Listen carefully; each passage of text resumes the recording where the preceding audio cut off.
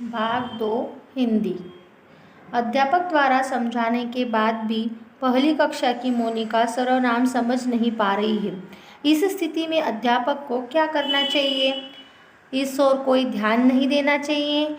उन्हें मोनिका की समस्या को समझते हुए सर्वनाम को समझाने का सरल तरीका ढूंढना चाहिए। मोनिका को डांटना चाहिए ताकि वह विषयों को अच्छे से समझने का प्रयास करे। उसके अभिभावक से संपर्क करना चाहिए। इसमें से हमारा ऑप्शन होगा बी। उन्हें मोनिका की समस्या को समझते हुए सर्वनाम को समझाने का सरल तरीका ढूंढना चाहिए। अक्षरबोध प्रणाली प्राचीन प्रणाली के माध्यम से छात्रों में निम्नलिखित में से किस शिक्षण संबंधी कठिनाई का निवारण होता है? वाक्यों का क्रमबद्ध ज्ञान होता है, उच्चारण शुद्ध होता है, विवरण दोष नहीं आ पाता, ये सभी।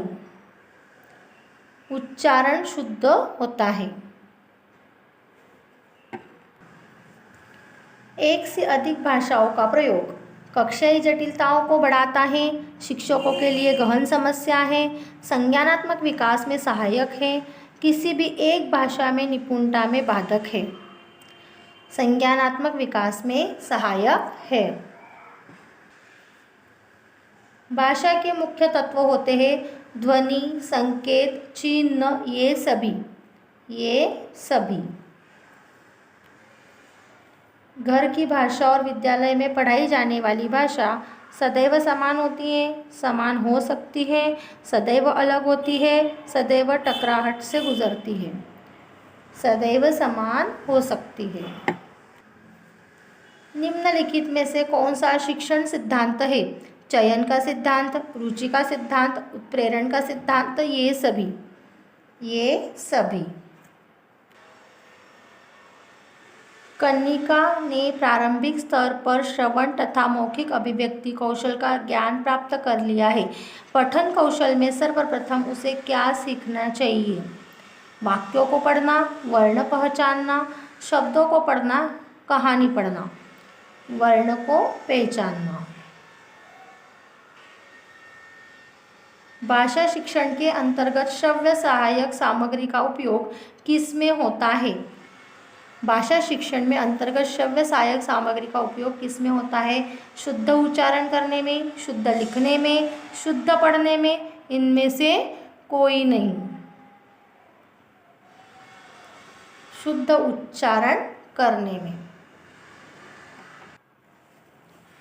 5वीं कक्षा की छवि बिना गलती किए पढ़ती है।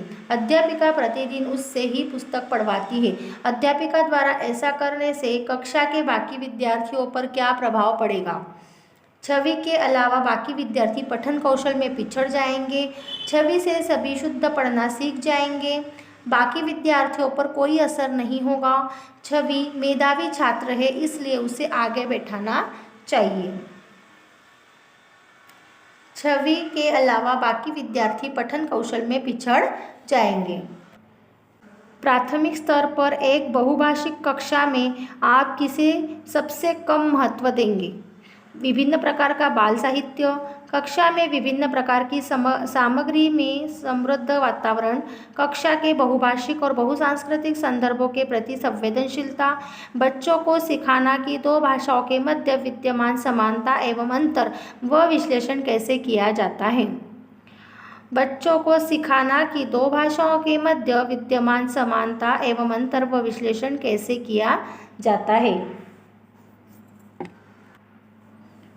भाषा शिक्षण का सामान्य उद्देश्य छात्रों में सृजनात्मक शक्ति का विकास करना, भावानुकूल भाषा प्रयोग, स्वर निर्माण, अंग संचालन का अभ्यास करना, छात्रों में शुद्ध, सरल, स्पष्ट ढंग से आत्माभिव्यक्ति की योग्यता उत्पन्न करना। उपरोक्त